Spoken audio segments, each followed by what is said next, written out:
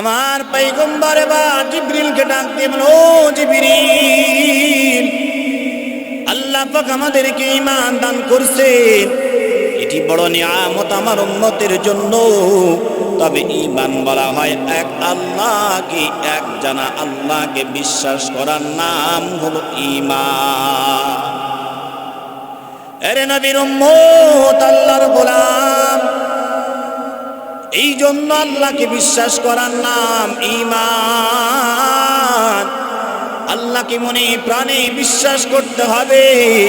শুধু আল্লাহকে বিশ্বাস করলেও চলবে না, ওই বিশ্বাস করার সাথে সাথে আমার রবের হুকুমগুলো পালন করতে হবে। আমার রবের হুকুম যারাই পালন করবে তারাই হলো ঈমানদার। আল্লাহুম্মা বারিক আলা মুহাম্মাদিন ওয়া আলা আলি মুহাম্মাদ কামা বারাকতা আলা ইব্রাহিম ওয়া আলা আলি ইব্রাহিম ইন্নাকা হামিদুম মাজিদ। আলহামদুলিল্লাহ, সমস্ত প্রশংসা মহান রব্বুল আলামিনের দরবারে। আল্লাহ পাক আমাদেরকে জুমার দিন মসজিদ পর্যন্ত আসার, বসার, কিছু কথা বলবার, শুনবার তৌফিক দান করলেন। সেজন্য আমরা সকলে অন্তর থেকে শুকরিয়া আদায় করছি। সকলে বলি আলহামদুলিল্লাহ। সাথে সাথে তামাম নবীর সর্দার, দুজাহানের বাদশাহ, হাবিবে কিবরিয়া, সকল নবীর সর্দার, ইতিম পয়গম্বর আমাদের নবীর শানে দরুদ প্রেরণ করি। সকলেই বলি সাল্লাল্লাহু আলাইহি ওয়াসাল্লাম। সম্মানিত উপস্থিতি, গত জুমাহে আলোচনা করেছিলাম মুমিনের 10টি সিফাত সম্পর্কে। তার মধ্যে মাত্র 2টি বয়ান হয়েছে, বাকিগুলো রয়ে গিয়েছে। আজকে বাকি আলোচনা ইনশাআল্লাহ অল্প সময়ের মধ্যে সংক্ষিপ্ত আকারে করার চেষ্টা করব। মা তৌফিক ইল্লা বিল্লাহ। রাসূলুল্লাহ সাল্লাল্লাহু আলাইহি ওয়াসাল্লাম হাদিস ইরশাদ করছেন, পৃথিবীতে যতগুলো বাচ্চা ভূমিষ্ঠ হয়, মানুষ জন্ম নেয়, সব বাচ্চাগুলো হচ্ছে নির্দোষ, নিষ্পাপ।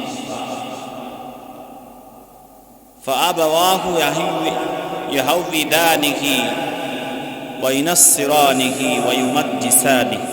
রাসূল বলছেন,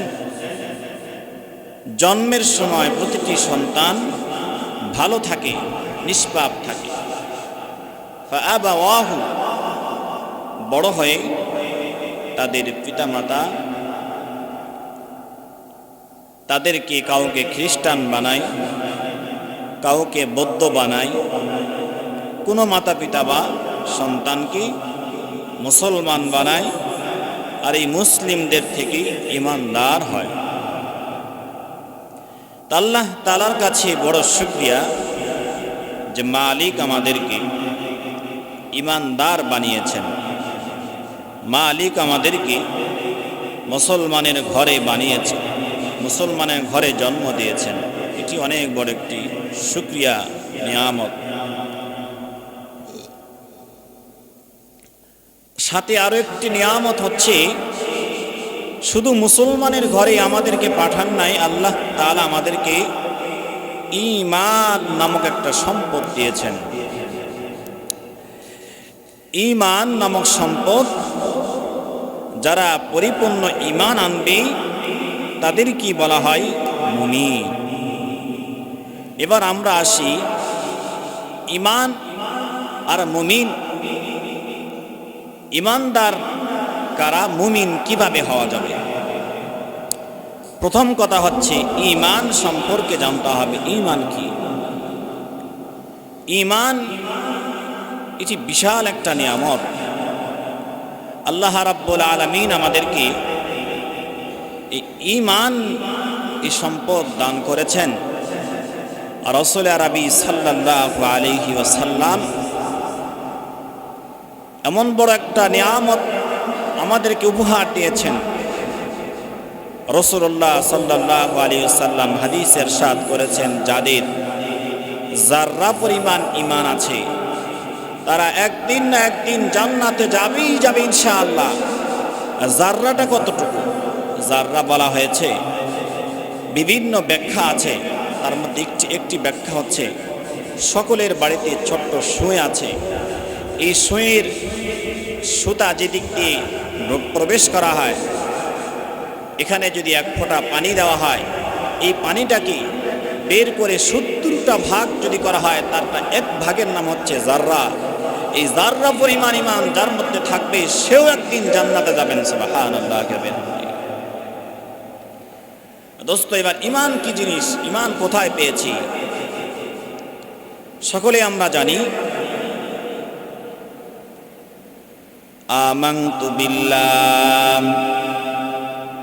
আমানতু বিল্লাহি ওয়া মালাইকাতিহি ওয়া কুতুবিহি ওয়া রুসুলিহি ওয়াল ইয়াউমিল আখির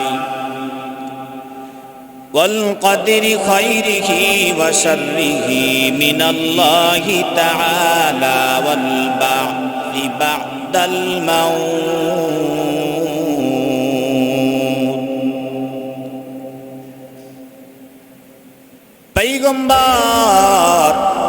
পয়গম্বরের কাছে জিবরিল আমিন হঠাৎ একদিন আগমন করলেন।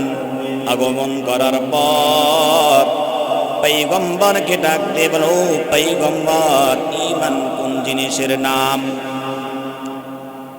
সাহাবায়ে কেরাম আশ্চর্য হয়ে গেল। তাকায়, ডানে তাকায়, বামে তাকায়, কেউ চেনে না যে ব্যক্তি মুহাম্মাদুর রাসূলুল্লাহ সাল্লাল্লাহু আলাইহি ওয়াসাল্লামকে প্রশ্ন করেন, কেউ চেনে না। একজনে আরেকজনের কাছে বলি, এ ভাই, তুমি তারে চেনো নাকি যে মুহাম্মদকে, আমার রাসূলকে প্রশ্ন করে? তোমরা কেউ চেনো? আরেকজন বলে, না না, আমিও চিনি না। আরেকজন বলে, আমিও চিনি না। সবাই চিন্তিত হয়ে গেছে। কেন? পয়গম্বরের তো এই দুনিয়ার মধ্যে কোনো উস্তাদ নাই, কোনো শিক্ষক নাই, কেননা এই জমিনের মধ্যে আমার নবী সবচেয়ে দামি পয়গম্বর। কে এমন আছে আমার নবীকে প্রশ্ন করবে? আশ্চর্য হয়ে গেল। ডানে তাকায়, বামে তাকায়। এরপর পয়গম্বর বলেন, আমানতু বিল্লাহি ওয়া মালাইকাতিহি ওয়া কুতুবিহি ওয়া রুসুলিহি ওয়াল ইয়াউমিল আখির ওয়াল কদরি খাইরিহি ওয়া শাররিহি মিনাল্লাহি তাআলা ওয়াল বা'থি বা'দাল মাউত। আমার পয়গম্বর এবার জিবরিলকে ডাক দিয়ে বলল, ও জিবরিল, আল্লাহ পাক আমাদেরকে ঈমান দান করছেন, এটি বড় নিয়ামত আমার উম্মতের জন্য। তবে ঈমান বলা হয় এক আল্লাহকে, এক জানা আল্লাহকে বিশ্বাস করার নাম হলো ঈমান। আরে নবীর উম্মত, আল্লাহর গোলাম, এই জন্য আল্লাহকে বিশ্বাস করার নাম ঈমান। আল্লাহকে মনে প্রাণে বিশ্বাস করতে হবে। শুধু আল্লাহকে বিশ্বাস করলেও চলবে না, ওই বিশ্বাস করার সাথে সাথে আমার রবের হুকুমগুলো পালন করতে হবে। আমার রবের হুকুম যারাই পালন করবে তারাই হলো ঈমানদার। নবী এই জন্য বলেন, যারা ঈমানদার তারাই সফল কাম, যারা ঈমানদার না তারা জাহান্নামী। এই জন্য বলবো রে ভাই, আমার রবের হুকুমগুলো পরিপূর্ণভাবে আদায় করার নামই হলো ঈমান। এই ঈমান নামক সম্পদ আল্লাহ পাক আমারে নাও দিতে পারতেন। আল্লাহ পাক আমারে বৌদ্ধ খ্রিস্টানের ঘরও তো জন্ম দিতে পারতেন। এবার আমরা আসি, পয়গম্বর পর পর 7টা জিনিসের উপর বিশ্বাস করার নাম বললেন ঈমান। আমানতু বিল্লাহি ওয়া মালাইকাতিহি ওয়া কুতুবিহি ওয়া রুসুলিহি ওয়াল ইয়াউমিল আখির ওয়াল কদরি খাইরিহি ওয়া শাররিহি মিনাল্লাহি তাআলা ওয়াল বা'থি বা'দাল মাউত। আমাদের আলোচ্য বিষয় হলো আল্লাহকে বিশ্বাস করা, এক আল্লাহকে এক জানা, অদ্বিতীয় কাউকে শরীক না করা, যদি কেউ আল্লাহর সাথে শরীক করে তাহলে ওই ব্যক্তিটা মুসলমান হইতে পারবে না। ওই ইমানদারদের পরিচয়, ইমানদার ওই ইমানদার বান্দার কলবের মধ্যে একমাত্র আল্লাহ থাকবে। সন্তান লাগবে তো আল্লাহকে বলবি, বিপদে পড়বে তো আল্লাহকে পড়বে, বিভিন্ন মুসিবতে পড়বে তো আল্লাহকে পড়বে। আমাদের এই সময় কিছু মানুষ আছে সন্তান লাগলে বাবার কাছে গিয়ে বলে, কথা বলেন ঠিক কিনা? কসম খোদার, যারা আমার রব ব্যতীত দ্বিতীয় কারো কাছে সন্তান চাইবে তারা মুসলমান হইতে পারে না, শিরিক করেছে।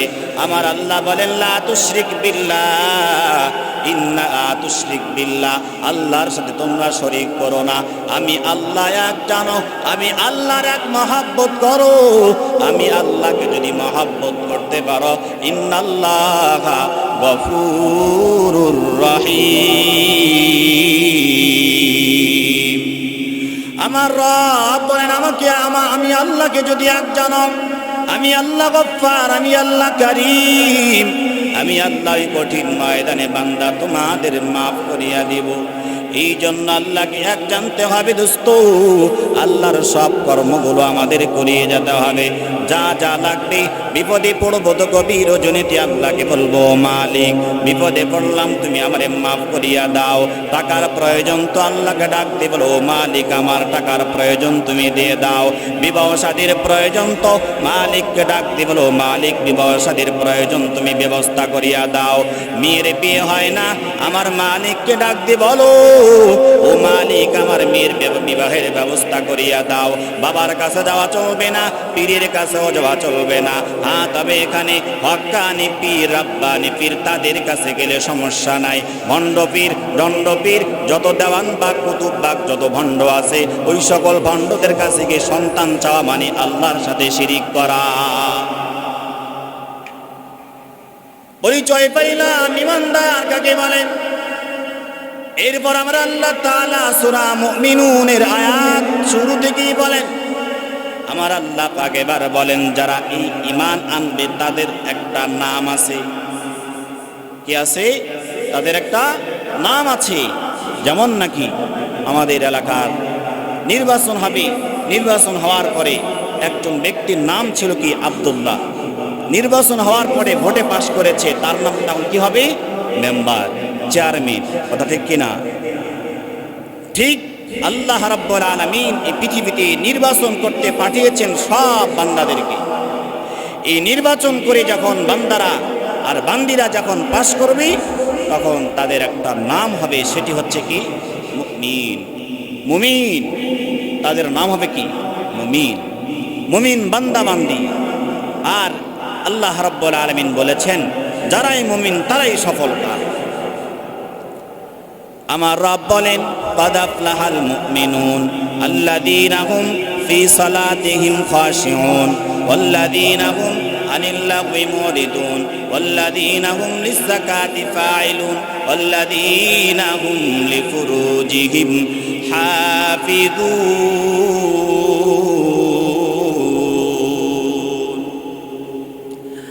আমার রব বলেন قد أفلح المؤمنون, যারা ইমানদার, যারাই মুমিন তারাই সফল কাম। এবার আল্লাহ পাক বয়ান করতেছেন ইমানদার মুমিন কারা। মুমিনের এক নম্বর সিফাত হইল তারা তাদের নামাজের প্রতি নম্রতা আদায় করবে। গত জুমায় বলছিলাম দুইটা শর্ত। আল্লাহ রাব্বুল আলামিন মুমিনের 10 সিফত বয়ান করেন। 10 সিফতের মধ্যে এক নম্বর সিফাত হইল ওই বান্দা তার নামাজের প্রতি নম্রতা আদায় করবে। বান্দা যখন নামাজ পড়বে, মসজিদে যখন দাঁড়াইয়া যাবে, যখন বলবে আল্লাহু আকবার, সানা পড়বি তো বান্দা মনে মনে চিন্তা করবে আহারে কারো কাছে দাঁড়াই নাই, আমার রবের সামনে দাঁড়ায় গেলাম। আমার রব তো সব দেখনেওয়ালা, আমি যে নামাজ পড়ছি আমার রব আমাকে দেখছে। আমি যদি মনে মনে চিন্তা করি আমার নামাজ মানুষকে দেখানোর জন্য হয়, আমার নামাজটা যদি অমুকে দেখে, আমার নামাজটা যেন দোকানদার ওয়ালারা দেখে, আমার নামাজটা যেন মহিলারা দেখে, নিশ্চিত না না না, আমার পয়গম্বর এই জন্য সতর্ক করিয়া ডাক দিয়ে বলল, আমার উম্মতরা, এমন কিছু মুসল্লি আছে যাদের নামাজটা নামাজ হয় না, শুধু কিয়াম হয়, শুধু দাঁড়িয়ে থাকায় বৃথা যায়। সাবধান সাবধান। এই জন্য নামাজের মধ্যে নম্রতা ভাব আদায় করতে হবে। নামাজ দাঁড়িয়ে গেলাম, নামাজ যখন আমরা সূরা কেরাত পড়লাম, রে দোস্ত কত বড় নিয়ামত, কথায় কথায় চলে আসি। এই দোস্ত আল্লাহর পাগল হয়ে যাও, এই যুবক আল্লাহর পাগল হয়ে যাও রে ভাই, আল্লাহর পাগল হয়ে যাও। তোমাদের প্রেমিকার সাথে কথা বলতে ব্যালেন্স লাগে, এমবি লাগে, সময় খরচ হয়। আমার রব তো আমাদেরকে এমন ভালোবাসা দিয়ে দিয়েছেন, আমাদেরকে আল্লাহ পাক এমন একটা কিতাব দান করলেন যে কিতাবের মাধ্যমে সরাসরি আমার রবের সাথে কথোপকথন চলে। সুবহানাল্লাহ। দোস্ত বলবেন কেমন করে হুজুর? এরে দোস্ত, আপনি যখন নামাজে দাঁড়াইয়া যাবেন, নামাজে দাঁড়ার পর আপনি যখন সূরা ফাতিহা তেলাওয়াত করবেন, আলহামদুলিল্লাহি রাব্বিল আলামিন আর রহমানির রহিম, আমার রবের প্রশংসা, আলহামদুলিল্লাহি রাব্বিল আলামিন, সমস্ত প্রশংসা ওই মালিকের, ওই প্রভুর। আল্লাহ পাক উত্তরে বলবে, হামিদানি আবেদি, আমার বান্দা, আমার বান্দিরা আমি আল্লাহর প্রশংসা করছি। এরে যুবক, শুধু তাই না রে ভাই, আমার আল্লাহ আর ফেরেশতাদের কি বলবি? ও ফেরেশতা, তাকাইয়া দেখো আমার বান্দা বান্দিগুলো আমার কি পরিমাণ সম্মান করে। তোমরা না বলছিলা ও আল্লাহ, তোকে আদম সন্তানকে দুনিয়ায় পাঠানোর কি প্রয়োজন? দুনিয়াতে গেলে তারা আপনাকে ভুলিয়ে যাবে, হানাহানি করবে, মারামারি করবে, কাটাকাটি করবে, ফাটাফাটি করবে। আমার রব ডাক দেব, ও ফেরেশতা তাকাইয়া দেখো আমার আব্দুর রহমান, আমার আব্দুল্লাহ, তার ওই কপাল দিয়ে কিভাবে আমি আল্লাহর সিজদা করতেছে। আল্লাহ তাআলা ওই সময় ফেরেশতাদেরকে বলবে, দেখো আমার বান্দা বান্দিগুলো কি পরিমাণ নম্রতা ভাব আদায় করছে। আর আমার তরিক, আমার সেই বান্দার কপাল, আমি যেই কপালকে নিজ কুদরতি হাতে সৃষ্টি করেছি, সেই কপাল দিয়ে একমাত্র আমি রবের প্রশংসা করছি, একমাত্র আমি রবের সিজদা করছি। কি পরিমাণ তারা আমাকে মহাব্বত করে। আমি আল্লাহ তো রহমান, আমি আল্লাহ ওয়াদা করেছি, আমি আল্লাহর তাদেরকে দূরে রাখতে পারছি না। আমি আল্লাহ ওয়াদা করলাম, আমার ওই সকল বান্দা বান্দীদেরকে আমি তাদেরকে জান্নাত দিয়ে দিলাম। সুবহানাল্লাহ। যারা নামাজ ঠিক মতো পড়বে, এই কপাল দিয়ে একমাত্র প্রভুর সিজদা করবে, রাসূলের ওয়াদা, রাসূলের হাদিস, আল্লাহর ওয়াদা, ওই বান্দা বান্দিকে আল্লাহ পাক বিনা হিসাব জান্নাত দিবেন। যারা নামাজ না আদায় করবে কি হবে? আমার পয়গম্বর বলেন, আউয়ালু মা ইউহাসাবু বিহিল আবদু ইয়াউমাল কিয়ামাতিস সালাহ। আমার রাসূল বলেন, যারা দুনিয়ার মধ্যে তাদের শরীরটাও সুস্থ, যাদের বাসার সামনে মসজিদও ছিল, যারা নামাজ আদায় করি নাই, গাফেলাদের সাথে নামাজ পড়ি নাই, জোহরে পড়ছে তো আসরে নামাজ আদায় করি নাই, মাগরিব পড়ছে তো এশার নামাজ আদায় করে নাই, নিশ্চিত নিশ্চিত ওই বান্দাগুলো জাহান্নামী। আর যেই বান্দা 5 ওয়াক্ত নামাজ আদায় করেছি, ওই বান্দাগুলোরই আমার আল্লাহ বিনা হিসাব জান্নাত দিবেন। ও দোস্ত, কিয়ামতের ময়দানে আমার আল্লাহ তাআলা বলবেন, ইকরা কিতাবাকা কাফা বিনাফসিকাল ইয়াউমা আলাইকা হাসিবা। ইকরা কিতাবাক, আব্দুল্লাহকে বলবো, আব্দুল্লাহ ইকরা কিতাবাক, তোমার আমলনামা তুমি পড়তে থাকো। ও আব্দুর রহমান, তোমার আমলনামা পড়ো। ও মারিয়াম, তোমার আমলনামা পড়ো। ও ফাতেমা, তোমার আমলনামা পড়ো। বান্দা বান্দি বলো, যখন আমলনামা পড়তে থাকবি আমল নামা পড়তে পড়তে দেখবে আমল নামার মধ্যে কোনো সওয়াব নাই। আল্লাহকে ডাকতে বলবে, ও আল্লাহ, আমি তো 5 ওয়াক্ত নামাজ আদায় করেছিলাম, রমজান মাসে রোজা রেখেছিলাম, 15 বার হজ করেছিলাম, যাকাত আদায় করেছিলাম। আল্লাহ বলবে, না না বান্দা, তুমি দান করেছো, মানুষ তোমাকে দানবীর বলবে। নামাজ আদায় করেছো, মানুষ তোমাকে নামাজি বলবে।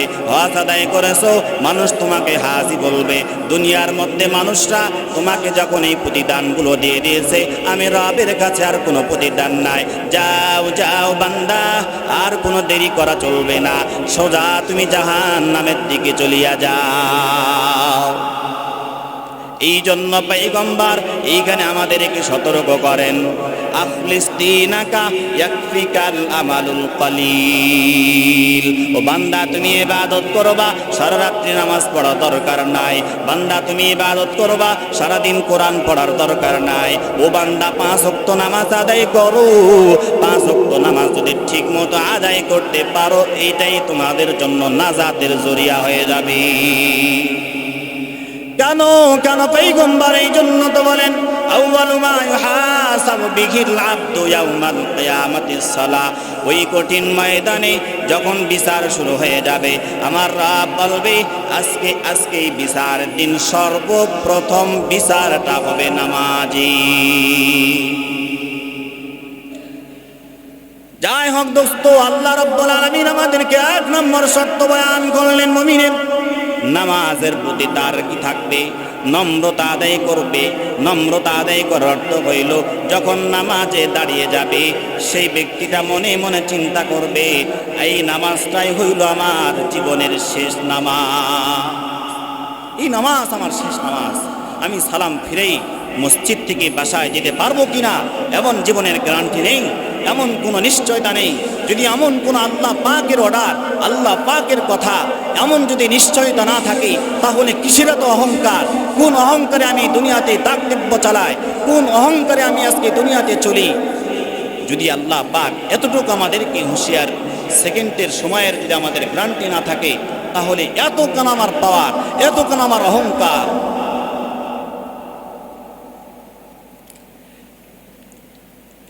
এরপর আল্লাহ পাক বয়ান করেন, এরপর আল্লাহ রাব্বুল আলামিন বলেন, আল্লাযীনা হুম ফী সালাতিহিম খাশিউন ওয়াল্লাযীনা হুম আনিল লাগবি মুরিদুন। আমার আল্লাহ পাক এবার মুমিনের সিফাত 2 নম্বর সিফাত বয়ান করেন। যারা মুমিন ইমানদার, তারা কোনোদিন অহেতুক অযথা গুনাহের কথা বলতে পারে না। এই জন্য মাঝে মাঝে যার ব্যাপারে আমার পয়গম্বর বলেন, আমি নবী হওয়ার পর দুনিয়াতে যদি আর কেউ নবী হতো, সেটি হলো আমার ওমর। এই ওমর, আমার মাঝে মধ্যে জিহ্বাকে টানতেন, জিহ্বাকে টানিয়া বলতো, এই জিহ্বা, আমি হয়তো তোর কারণে জাহান্নামে চলে যাব। এই জন্য আমার রব বলছেন, যারা মুমিন সিফাত যাদের আছে, যারা মুমিন, তারা কখনো অহেতুক অযথা কথা বলবে না। যে কথার দ্বারা অপর মুসলমান কষ্ট পাবে এমন কোনো কথা বলবে না। যে কথার দ্বারা ওলামায়ে কেরাম কষ্ট পাবে এমন কোনো কথা বলবে না। যদি এমন কোনো কথা বলে, বুঝতে হবে সে ইমানদার নয়। এটি আমার কোনো কথা না, আমার আল্লাহ তাআলার কালামের কথা। এজন্য 3 নম্বর সিফাত হইতেছে, 2 নম্বর সিফাত হইতেছে, তারা অহেতুক কথা বলবে। যারা মুমিন খুব সতর্কতা অবলম্বন করবেন। এই জন্য পয়গম্বর আলাইহিস সালাতু ওয়াস সালামের একটি সিফাত ছিল, তিনি কখনো অযথা কথা বলতেন না, সব সময় চুপচাপ বসে থাকতেন। এটি রসুলের ছোট্ট থেকে ইতিহাস। যখন রসুল ছোট্ট ছিলেন, চাচাতো ভাইদের সঙ্গে খেলা করতেন, ওই সময় সব সময় চুপচাপ এক কোণায় বসে থাকতেন। যখন খাবারের সময় হবে, চাচাতো ভাইয়েরা এসে ডাক দিতেন, চলো আপনি কি খাবার খাবে না? খাবার খাইতেন। তো খাবার খাওয়ার সময়ও কোনো দিক তাকাতেন না, ডানে বামে না, শুধুমাত্র খাবার খেয়ে আবার চুপচাপ পড়ে যেতেন। রসুলের ইতিহাসে কোনোদিনই এমন কোনো আচরণ নেই যে রাসূলুল্লাহ সাল্লাল্লাহু আলাইহি ওয়াসাল্লাম তরকারির ভুল ধরে তরকারি খান নাই, ভাত খান নাই, এমন ইতিহাস কখনো নেই। যা পেয়েছেন তা চুপচাপ খেয়ে নিয়েছেন। কিন্তু মাঝে মধ্যে আমরা বাসার মধ্যে আমাদের স্ত্রীদের সাথে বকাবকি করি না, তাহলে আমরা ইমানদার, পরিপূর্ণ ইমানদার এখন হইতে পারি নাই। যাক, এরপর আল্লাহ পাক বলেন আল্লাযীনা হুম লিযাকাতি ফাইলুন, যারা মুমিন তারা যাকাত আদায় করবে। আল্লাযীনা হুম লিফুরুজিহিম হাফিজুন, এরপরে মুমিনের আরেকটা সিফাত হইল তার যৌবনকে হেফাজত করবে, যৌবন নামক সম্পদ তার হেফাজত করবে। ও যুবক, আজকে তোমাদেরকে বলি রে ভাই, এই যৌবনকে যদি হেফাজত করতে পারো, আমার আল্লাহ পাক আমার রাসূল ওয়াদা করেছেন, যারা এই যৌবনকে হেফাজত করবে আমি রাসূল দায়িত্ব নিলাম তাদেরকে জান্নাত পর্যন্ত নিয়ে যাওয়া। যাদের যৌবনকে হেফাজত করবে, যৌবন আর এই চোখকে হেফাজত করবে, রাসূল বলছেন তাদেরকে জান্নাত পর্যন্ত নিয়ে যাওয়ার দায়িত্ব আমার। সুবহানাল্লাহ। এটি কত বড় দায়িত্ব জানেন? বাংলাদেশের বর্তমান সরকার ডক্টর ইউনূস সাহেব, উনি যদি আমাকে বলে যে ইমাম সাহেব হুজুর, আপনার বাংলাদেশে যত সমস্যা হবে আমি দেখব, আমার বুকে কোনো ভয় থাকবে? হ্যাঁ, ভয় থাকবে নি? যত সমস্যা হবে আমি দেখব, জেল ফাঁসি যা হবে আমি দেখব, আমি তো নির্ভয়, কোনো ভয় থাকবে না। যেখানে মহানায়ক আসমান জমিন মধ্যে সবচেয়ে শ্রেষ্ঠ ব্যক্তি, দামি ব্যক্তি, তিনি বলছেন যদি তোমরা যৌবনের হেফাজত করতে পারো আমি তোমাদেরকে জান্নাত পর্যন্ত নিয়ে যাব। এর থেকে বড় আর কি হইতে পারে? এই জন্য যুবক ভাইয়েরা, বর্তমান ফিতনার সময়, ফিতনা থেকে দূরে থাকবো। বিশেষ করে আপনাদেরকে সব সময় বলি, মোবাইলের ফিতনা থেকে দূরে থাকবে। যদি দূরে থাকতে পারি তাহলে ইনশাআল্লাহ আল্লাহ রাব্বুল আলামিন মৃত্যুর পরে আমাদেরকে এমন যুবতী দান করবেন, যেই যুবতীদের শরীর থেকে মিশকে আম্বরের মতো ঘ্রাণ বের হয়। আর যেই যুবতীদেরকে নিয়ে আজকে আমরা পাগল, যাদের নাকে পানি আছে, যাদের শরীরের গন্ধ আছে, তাদের জন্য পাগল হয়েছি। দোস্ত, এগুলো ছেড়ে দাও, দেখবে মৃত্যুর পরে আল্লাহ রাব্বুল আলামিন এমন সুন্দরী দান করবে, যাদের সুন্দরী 70টা কাপড়ের উপরও প্রকাশ পায়। সুবহানাল্লাহ। এজন্য বলবো আমরা গুনাহ ছেড়ে দেই। এরপর আল্লাহ রাব্বুল আলামিনের পর আল্লাহ বলেন ইল্লা আলা আজওয়াজিহিম আও মা মালাকাত আইমানুহুম ফাইন্নাহুম গায়রু মালুমিন। আমার আল্লাহ পাক বলেন ওই সকল নারী যাদের মালিকানা স্ত্রী এবং মালিকানা যুক্ত দাসী যারা আছে তাদের সাথেই সময় কাটাইলে সমস্যা নাই, অর্থাৎ হালাল স্ত্রীর সাথে সময় কাটালে সমস্যা নাই। আগের যুগে দাসীর প্রথা ছিল, এখন দাসী নাই, ওই দাসীদের সাথে সময় কাটালে সমস্যা নাই। আল্লাহ রাব্বুল আলামিন এরপর আল্লাহ বলেন ইল্লা আলা আজওয়াজিহিম আও মা মালাকাত আইমানুহুম ফাইন্নাহুম গায়রু মালুমিন ফামান ইবতাগা ওয়ারাআ যালিকা ফাউলাইকা হুমুল আদুন। বলতেছেন স্ত্রী এবং ওই দাসী ছাড়া যারা অপর মহিলাদের সাথে সংগ্রাম করে তাহলে তারা সীমা লঙ্ঘনকারীর মধ্যে পড়ে যাবে। অর্থাৎ অন্য মহিলার সাথে রিলেশন করা, অন্য মহিলার সাথে ফোনে কথা বলা, অন্য মহিলার সাথে সময় কাটানো, এইটা হলো জানা। ও দোস্ত, এই জানা থেকে আল্লাহর কাছে তাওবা করো। এরপর আল্লাহ রাব্বুল আলামিন আমাদেরকে বলেন والذين هم لأماناتهم وعهدهم راعون والذين هم على صلاتهم يحافظون। এবার আল্লাহ রাব্বুল আলামিন বলতেছেন যারা ঈমান মুমিনের 8 নম্বর সিফাত হইতেছে যে অঙ্গীকার করেছে এবং আমানতের প্রতি তারা লক্ষ্য রাখবে, খেয়াল রাখবে। শেষ শর্ত হচ্ছে যারা নামাজের প্রতি লক্ষ্য রাখবে। শেষ শর্তটা হচ্ছে যারা নামাজের প্রতি লক্ষ্য রাখবে উলাইকা হুমুল ওয়ারিসুন, তারাই তাদের উত্তরাধিকারী পেয়ে যাবে, মানে তারাই জান্নাত। আই দোস্ত, এতক্ষণ বয়ান করলাম ইমানদার মুমিন হইতে হবে, মুমিনের সিফাত সংক্ষিপ্তভাবে আলোচনা করলাম। দোস্ত, শেষ বয়ান আল্লাযীনা হুম আলা সালাতিহিম ইউহাফিজুন। যতদিন বেঁচে থাকবো আল্লাহ তাআলার বড় নিয়ামত আল্লাহ তাআলার বড় নিয়ামত, নামাজ আদায় করব, নামাজ আদায় করব।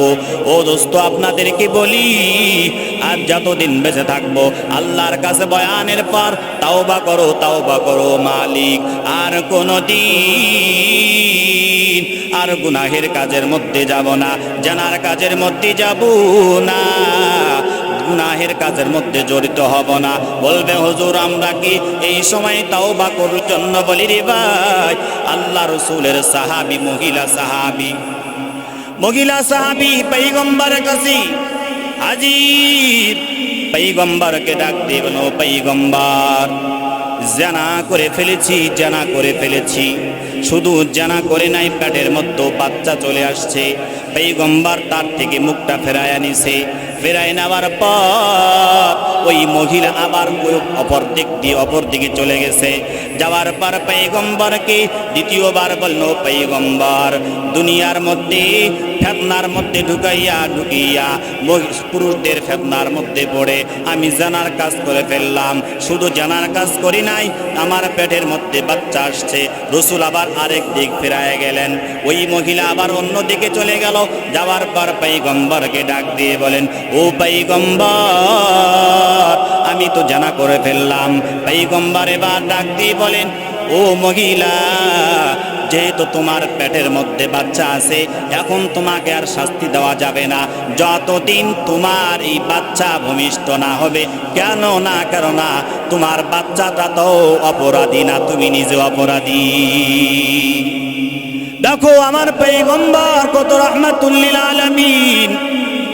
পয়গম্বর এবার মহিলাকে ডাক দিয়ে বলেন, না না, তোমার এই সময় শাস্তি দেওয়া চলবে না, যেহেতু তোমার পেটের মধ্যে নিষ্পাপ বাচ্চা আছে।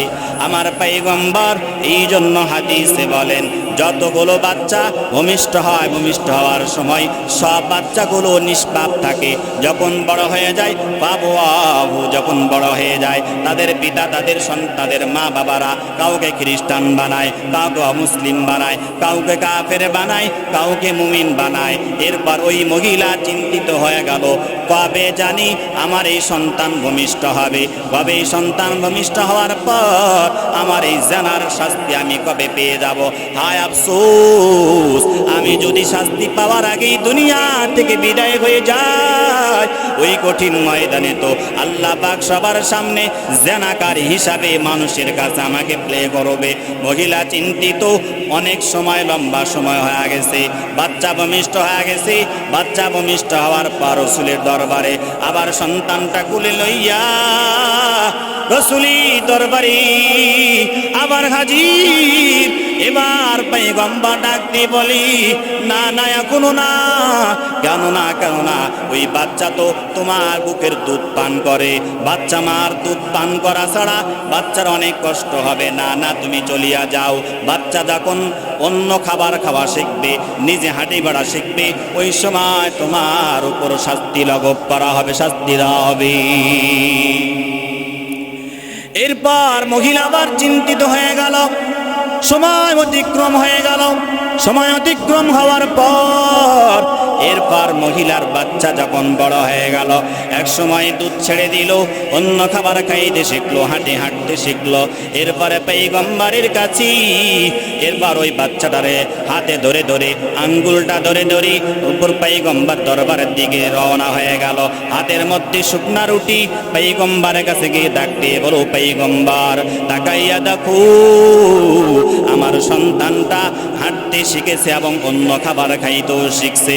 পয়গম্বর এবার সাহাবায়ে কেরামদেরকে এবং নেতাদেরকে ডাক দিয়ে বলেন, এবার এই মহিলার তোমরা শাস্তির ব্যবস্থা করিয়া দাও। ওই মহিলা চোখে কান্না করি আর পয়গম্বরকে ডাক দিয়ে বলেন, ও পয়গম্বর দ্রুত আমার শাস্তির ব্যবস্থা করো। কেননা শাস্তি ছাড়া যদি কবরের মধ্যে চলিয়া যায়, মানুষের সামনে আল্লাহ পাক আমাকে জানাকারী হিসেবে দাঁড় করবে, আমি তো লজ্জিত হয়ে যাব। এরপর মহিলাকে যখন পাথর নিক্ষেপ কবর অর্ধ কমর পর্যন্ত যখন খোঁড়ানো হইল, মাটির মধ্যে ঢুকাই দিল, চতুর্দিক দিয়ে পাথর যখন নিক্ষেপ করা শুরু হয়ে গেল, এক পর্যায়ে মহিলা দুনিয়া থেকে বিদায় হয়ে চলে গেল। ওই মহিলার একটু রক্ত এক সাহাবীর আঙ্গুলে যখন উষ্টে চলে আসলো, আঙ্গুলে যখন সিটে চলে আসলো, সিটে আসার পর ওই সাহাবী বারবার রক্তগুলো এভাবে ডলতেছে, আর সাহাবী বলতেছে, আহারে এই অপবিত্র রক্তগুলো, জানাকারী রক্তগুলো আমার শরীরের মধ্যে লাগা গেছে। এই কথা শোনার পর আমার নবীর চোখ দিয়ে টকবক টকবক করে পানি পড়তে আরম্ভ করেছে। পয়গম্বর ডাক দিয়ে বলি, ও সাহাবী, খবরদার এই কথা বলবে না, খবরদার এই কথা বলবে না।